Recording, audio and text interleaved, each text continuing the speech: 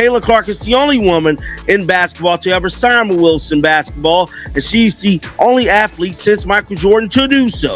If we're comparing a Caitlin Clark signature shoe release to anybody not named Michael Jordan, anybody not named LeBron James, you're being extremely disingenuous. You won't believe what just dropped, basketball fans, and how it's going to totally upend Nike's billion-dollar enterprise. Music. Executives at Nike headquarters are genuinely sweating bullets over this tectonic upheaval. With a valuation of more than $200 billion, you are currently the largest sports brand in the world. Music. And you've just signed what everyone is referring to as the women's basketball equivalent of Michael Jordan. With Caitlin Clark signed to an 8-year, $28 million contract. You're essentially robbing her of her true value. You're sitting there looking like you have the key to printing money for the next 10 years. However, Wilson of all companies, just released an ad that is so flawless and emotionally compelling that it is causing the whole Nike marketing team to reevaluate their own decisions. When you strip away the noise and the bright lights, it's just the game you loved as a kid.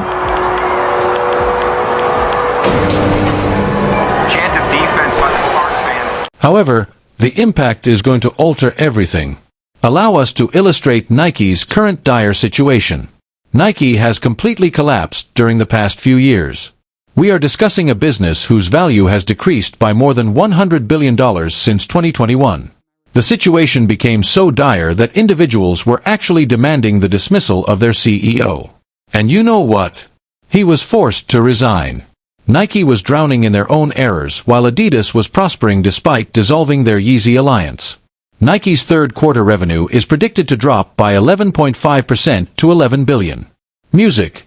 It would be the worst reduction since Nike's 38% drop during the pandemic in the fourth quarter of fiscal 2020.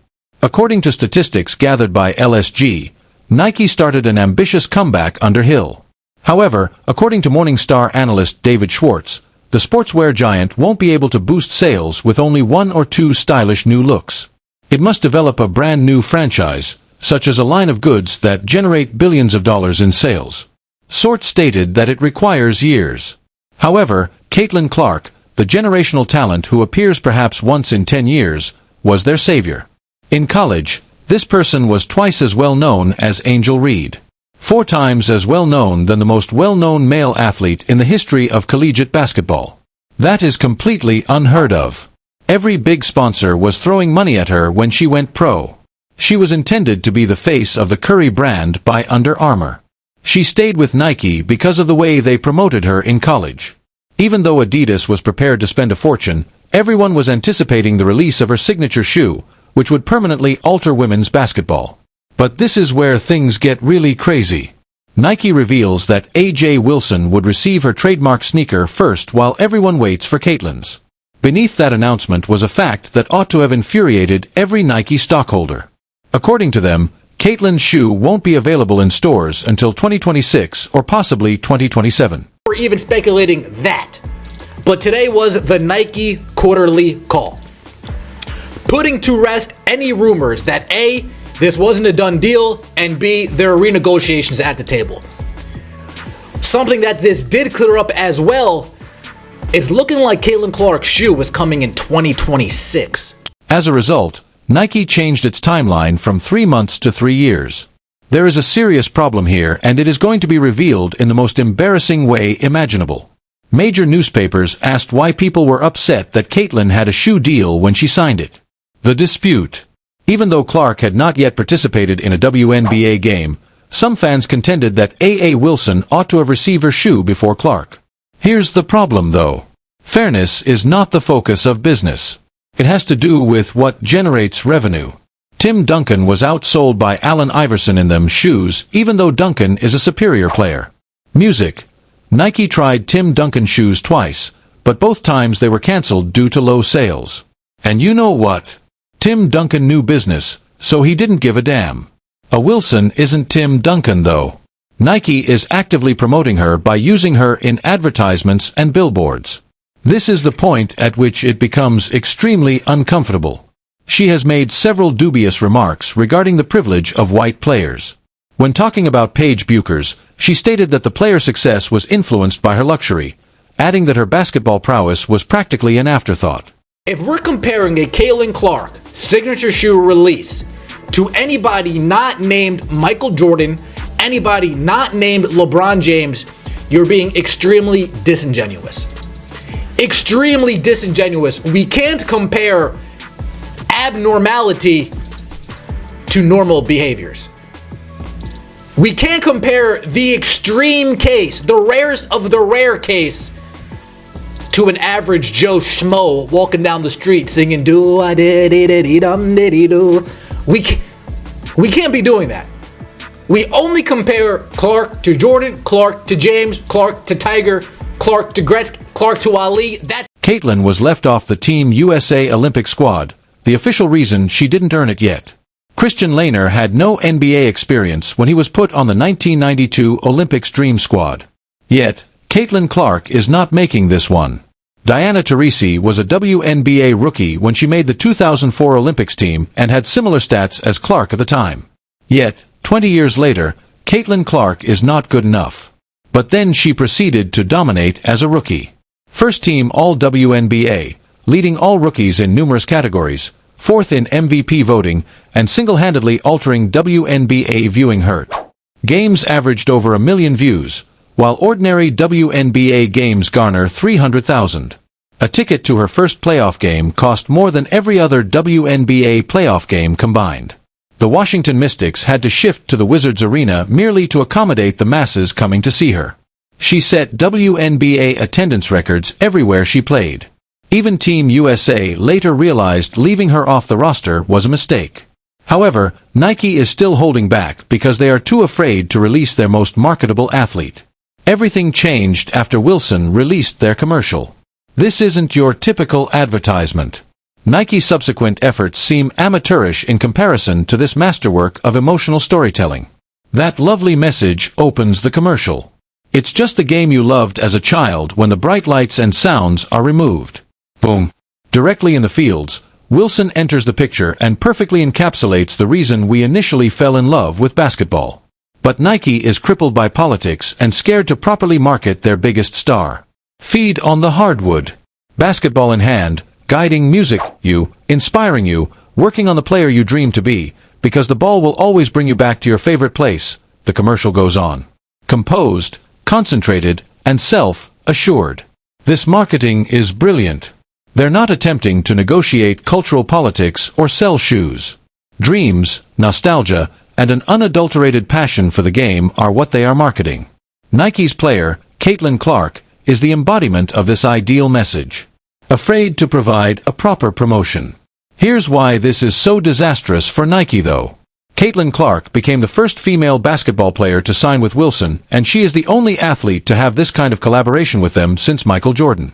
Take a moment to consider that she is being included in the same discussion as MJ. Nike's marketing team will be plagued by the catchphrase Caitlin always basketball for years to come. Music. Wilson just positioned themselves as the genuine basketball brand that prioritizes the game over anything else, while Nike is sitting on their hands worrying about social media reaction. Additionally, the basketballs themselves are messages rather than merely goods. 4 months, Wilson's crew studied every aspect of Caitlin, including her interests, favorite color, and what she would be like if she weren't a basketball star. They even kept an eye on her dress choices and social media accounts. She's being treated like a superstar by them. Nike, meanwhile, views her as a political liability. According to Wilson's senior director of global production, Christopher Rickert, music, the team started with 50 design concepts and reduced them. The color wasn't always correct. The pattern didn't always work. Sometimes an idea that seemed fantastic on paper didn't quite work out in practice. The response to the commercial, which debuted alongside a brand new range of basketball scheduled for distribution on June 23rd, has been overwhelming. Basketball fans are praising Wilson for concentrating on the game rather than getting sucked into cultural politics, calling it the best basketball advertisement in years. Black women, Paige reminds me a lot of you. Like, you say you're not really about me. And she knows how her privilege has gotten her to that point. And also, like, she's good at basketball, obviously. But, like, she understands her privilege and like, pushes her over the top in a sense. It reminds me. In the meantime, Nike's silence on their biggest star in women's basketball is getting louder every day. They're watching Wilson work with their athlete to create the ideal marketing campaign, telling a tale with basketballs that they're too afraid to tell with shoes. This is the result of making business decisions based on fear rather than skill and marketability. Caitlin Clark got a $28 million 8-year contract with Nike. For someone who has already demonstrated her ability to make a difference like no other women's basketball player in history, this is an incredible deal. However, they are allowing a basketball company to have their lunch because they are so paralyzed by the possible repercussions. The irony is heartbreaking. Athletes who went beyond sports were the foundation of Nike's empire. LeBron James, Tiger Woods, and Michael Jordan. They were more than just outstanding athletes. They were cultural phenomenon that altered our perception of sports marketing. It's the same fabric that makes up Caitlin Clark. However, Nike is too preoccupied with internal politics to see the potential. Wilson, however, sees exactly what they have while they are seated on Wilson. With Caitlin Clark, they do more than simply play hoops. They are making a message about being genuine, prioritizing the game, and appreciating excellence regardless of Twitter's opinion. This is the most terrifying aspect for Nike. This advertisement is flawless marketing, not simply good marketing. Without being mired in controversy, it encapsulates everything that makes Caitlin Clark unique. It honors her passion for the game, her genuineness, and her capacity to motivate the upcoming generation of players. The worth of the production is amazing. You don't consider politics or controversy when you watch this commercial since the message is universal and the emotional impact is indisputable.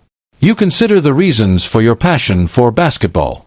That's the power of effective marketing, and Nike ought to have done just that with their biggest star in women's basketball. Rather, they are watching from the sidelines while Wilson demonstrates the process. Both basketball fans and marketing professionals have complimented the commercial, which has been viewed millions of times and shared on all social media platforms. Wilson just demonstrated that everything else falls into place when you concentrate on the proper things: skill, sincerity, and passion for the game. This is a game share because it reveals Nike's tactics to be cowardly. They are willing to squander the greatest opportunity in women's basketball history because they are so terrified of upsetting some people. Wilson, in the meantime, music, is cultivating a connection with a generational talent that may yield benefits for many years. From the sounds of this interview, it seems like she's probably going to make more money overseas in EuroLeague than she did during this WNBA season. The commissioner told her that she could make $700,000 playing in the